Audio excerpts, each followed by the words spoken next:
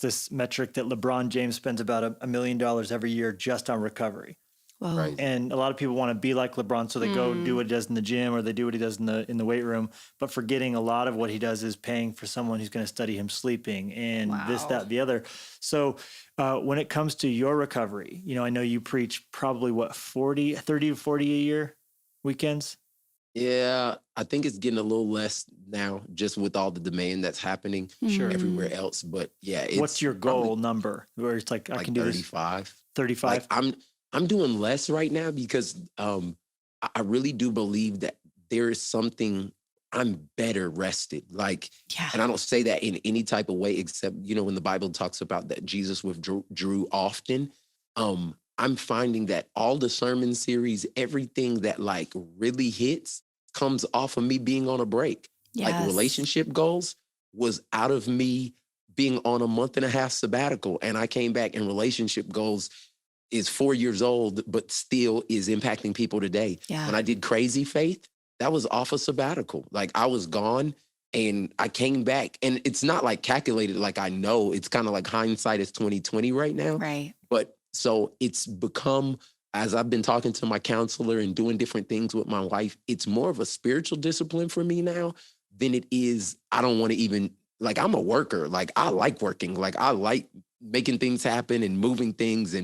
But the pace of my life, as I'm seeing God bless certain things, I got to look at why he's blessing them. Yeah. And like, what is the common connection to this? Like, oh, snap. Like I took a break and then I came back. I was ready.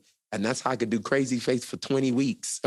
Or I could do, you know what I'm saying? And so I think rest and recovery is something that I have valued from day one of me being a pastor.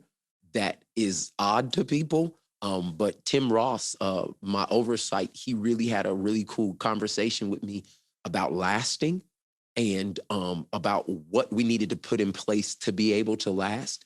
And we're 6 years in. We celebrate 6 years of being the pastors of the church, like next weekend. Wow. And I feel as vibrant or more vibrant than I did the day I started. I feel like we're just getting started.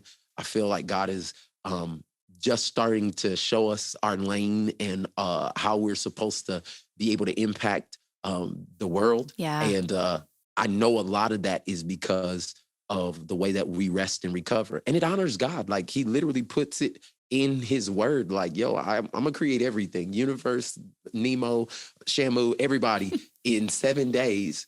But I'm going to leave a day in there so you can know that if you rest, and really what rest is trusting God. Yes. Like when you rest, when you withdraw, you're saying, God, I could do something right here, but I would rather you do it than I did it.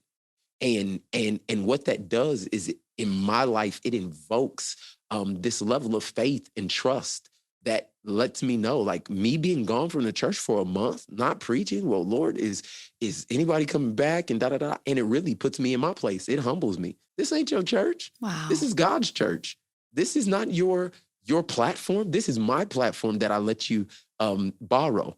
And it just really recenters me. And I come back with so much vigor for the future. And so, yeah, I don't got $1 million to spend on rest and recovery like LeBron, but with what I do have, I'm going to use it and steward over this gift he's given me. That's it's so beautiful. good. And I think for everybody, there's a parallel. So obviously what is being demanded of him is psychological and physical and emotional. And there's that for you too. So I think for everybody listening, the key isn't do what LeBron does or do what Pastor Mike does. It's have the value of rest at play in their life, depending on the demand.